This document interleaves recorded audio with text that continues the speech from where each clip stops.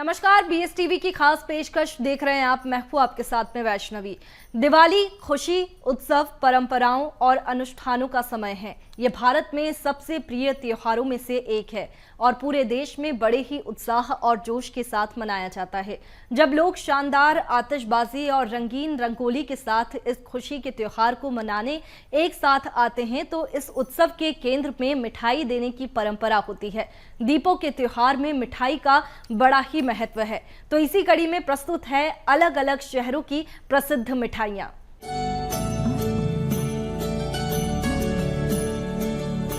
दिवाली के त्योहार में मेहमानों को और लक्ष्मी मैया को भी शुद्ध मिठाई परोसी जाती है। वर्तमान के दौर में जहां मिठाइयों में मिलावट की शंका से हम मिठाई खाने से परहेज करते हैं, ऐसे में 95 साल पुरानी ग्वालियर की बहादुरपुरा हलवाई की दुकान आज भी अपनी शुद्धता और लजीज स्वाद के लिए पूरे देश विदेश में पहचानी जाती है। देखिए इसी पर हमारी ये खास रिपोर्ट। दीपों के उत्सव की शान मिठाई, प्रेम और गर्मजोशी का प्रतीक है मिठाई। 95 साल पुरानी ग्वालियर की बहादुरपुरा हलवाई की दुकान शुद्धता और लजीज स्वाद के लिए देश विदेश में पहचान। पूर्व पीएम अटल बिहारी वाजपेयी से इस मिठाई का विशेष नाता। अटल जी का सबसे प्रिय था बहादुर हलवाई का लड्डू। भारतीय संस्कृति में दिवाली में मिठाई का महत्व सिर्फ एक परंपरा से कहीं ज्यादा है। समृद्धि और खुशहाली की शुरुआत का प्रतीक है।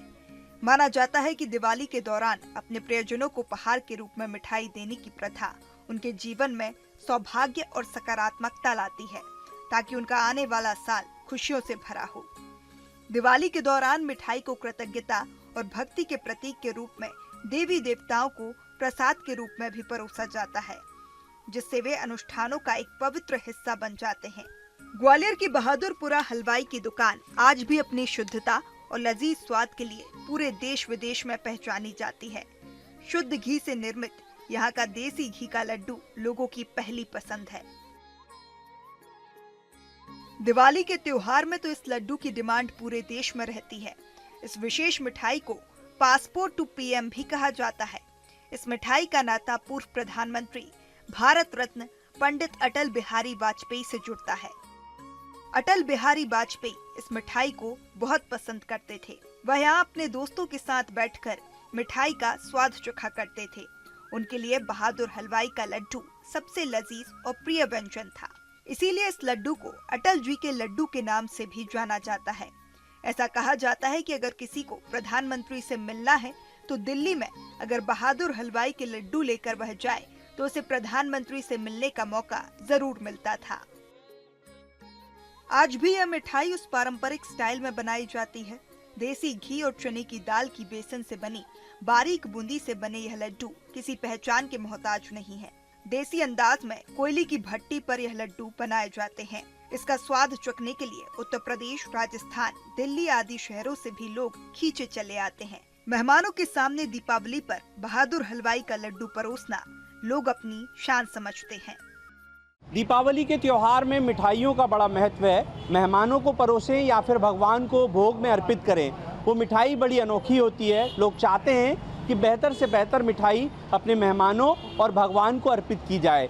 हमारे साथ बात करने के लिए इस वक्त एक ऐसे दुकानदार मौजूद हैं जिनकी दुकान 90 साल से अधिक पुरानी है, जिसे बहादुर हलवाई की दुकान के नाम से जाना जाता है।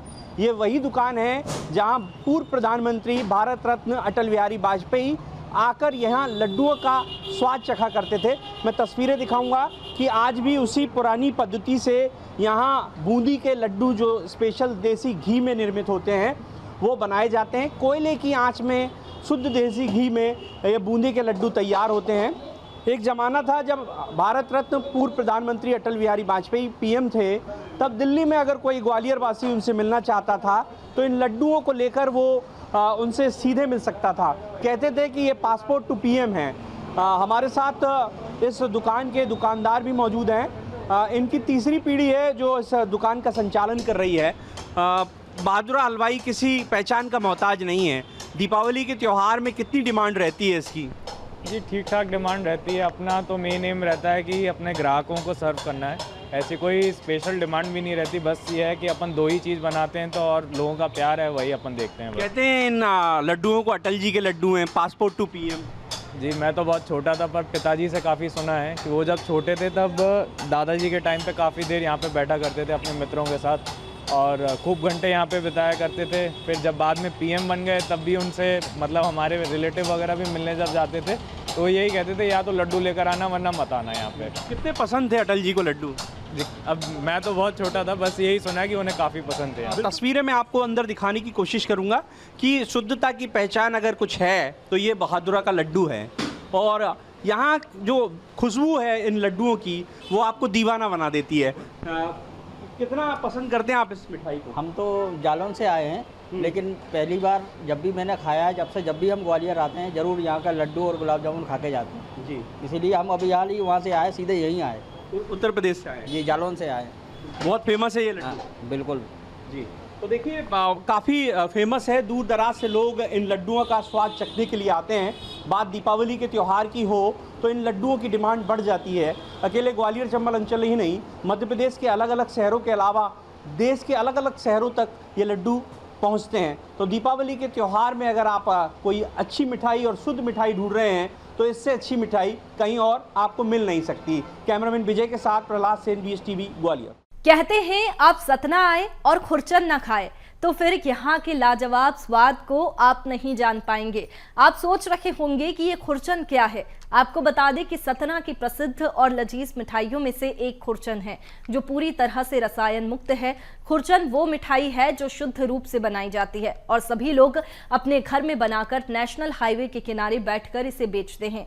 हाईवे से गुजरने वाले राहगीर खुरचन की मिठाई जरूर चखते हैं और साथ लेकर जाते हैं। देखिए इसी पर हमारी ये खास रिपोर्ट। शुद्धता की पहचान खुरचन अपनी स्वाद के लिए प्रदेश भर में प्रसिद्ध। खुरचन नहीं खाई तो आपकी सतना यात्रा है अधूरी। आपको पता है खुरचन क्या है? गांव में बनती है, हाईवे पर बिकती है, पूरी तरह शुद्ध, कीमत भी कम। खुरचन, यह सुनकर आपको लगेगा कि यह किसी चीज को जलाने के बाद खुरच खुरच कर बनाई जाने वाली कोई मिठाई है, लेकिन ऐसा नहीं है। इसका नाम सिर्फ खुरचन है। यह मिठाई शुद्ध दूध की मलाई से बनाई जाती है। मलाई की कई परतें जमने से मखमली सी दिखने वाली यह मिठाई मध्य प्रदेश की प्रसिद्ध मिठाइयों में से एक है। बात हो रही है सतना के रामपुर बाघिलान की खुरचन की। यह मिठाई यहाँ 80 साल पहले अस्तित्व में आई थी। रामपुर बाघिलान के हाईवे से इस मिठाई का स्वाद प्रदेश ही नहीं देश भर में फैल चुका है। खुरचन कस्बे के अन्य बड़े होटलों में भी बिकती है, लेकिन रोजाना खुरचन की उससे कहीं ज्यादा बिक्री सड़क किनारे की छोटी छोटी दुकानों में होती है। ये दुकानें किसी और नाम से नहीं बल्कि विक्रेता के सरनेम से पहचानी जाती हैं। मसलन दुकानों के नाम पटेल खुरचन, मिश्रा खुरचन, पांडे खुरचन वगैरह है। ये दुकानें उन्हीं की होती हैं जो खुद खुरचन बनाते हैं। दूध को एक एक पाव की मात्रा में लोहे की कढ़ाइयों में पकाया जाता है। दूध के ठंडा होने के बाद बेहद बारीकी से इसकी मलाई उतारी जाती है और उसे थाली में फैलाया जाता है। पिसी शक्कर छिड़ककर एक के ऊपर एक मलाई की परतें डाली जाती है। मध्य प्रदेश के साथ साथ अन्य राज्यों में भी अब इसकी मांग तेजी से बढ़ रही है। सतना जिले की सबसे फेमस मिठाई की अगर बात करें तो जिला मुख्यालय से महज 25 किलोमीटर दूर रामपुर बघेलान तहसील खुरचन के नाम से प्रसिद्ध है। यहाँ सड़कों के किनारे नेशनल हाईवे पर बैठे दुकानदारों के पास खुरचन की भरमार है। हाईवे से गुजरने वाला हर दूसरा व्यक्ति खुरचन का शौकीन है। शुद्ध दूध से बनाई गई यह मिठाई अपने स्वाद के लिए प्रदेश भर में प्रसिद्ध है। जो व्यक्ति सतना के बारे में जानता है वह इस खुरचन को खाए बिना यहाँ से नहीं लौटता। ये खुरचन रामपुर बघेलान तहसील के बाघाई, तपा, बांधा, खारी, सगौनी, निमुआ, जमुना, बैरिहा सहित दर्जनों गांव के लोग अपने घरों में तैयार करते हैं, फिर सड़कों के किनारे बैठकर बेचते हैं। ये खुरचन यहाँ के कई गांवों के लोगों के जीविका का साधन है। ये मिठाई असल में सालों पुरानी परंपरा है जिसे लोग आज भी संजोए हुए हैं। ये कढ़ाई में एक पाव डाल के उबालते हैं उसको, और जब वो मतलब बन जाता है पूरी तरह तो उसको नीचे निकाल के फिर उससे कढ़ाई से निकाल के टाठी पे लगाते हैं। एक पाव में कम से कम 3 से 4 मिनट लगते हैं। एक पाव दूध में? हाँ। इसमें क्या क्या डलता है? इसमें शक्कर और दूध। ये आप सुबह कितनी बजे से बनाना चालू करते हैं? कितना समय लगता है? सुबह 4 बजे से। और कितनी बजे तक बनाते हैं? ये शाम के 12-1 के बीच में बन जाता है। अभी ये बिक रहा है 320 रुपए किलो अपने रामपुर में। कितना मुनाफा हो जाता होगा? मतलब 10 किलो खुरचन में 300-400 रुपए मिल जाते हैं। खुरचन बनाने वाले व्यापारी ने बताया कि खुरचन लोहे की कढ़ाई में बनाया जाता है। एक एक पाव दूध पका पका कर बनाया जाता है। ये पूरी तरह से शुद्ध होती है। इसमें किसी भी प्रकार के केमिकल का उपयोग नहीं किया जाता।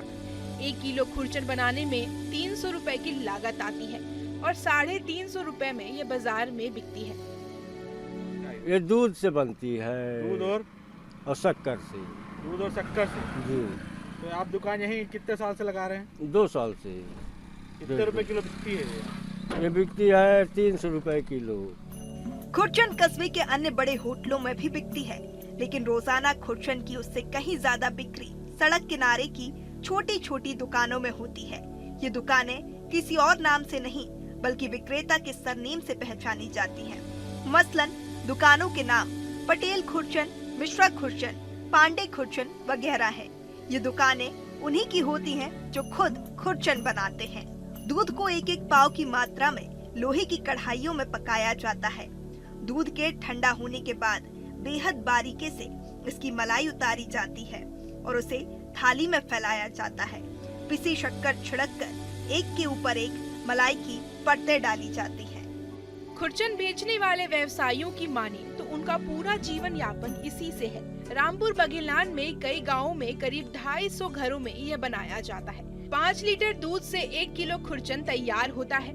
सतना के लोग इसे अपनी धरोहर मानते हैं। इसे गाय और भैंस दोनों के दूध से बनाया जाता है। मैहर से अविनाश पांडे की रिपोर्ट।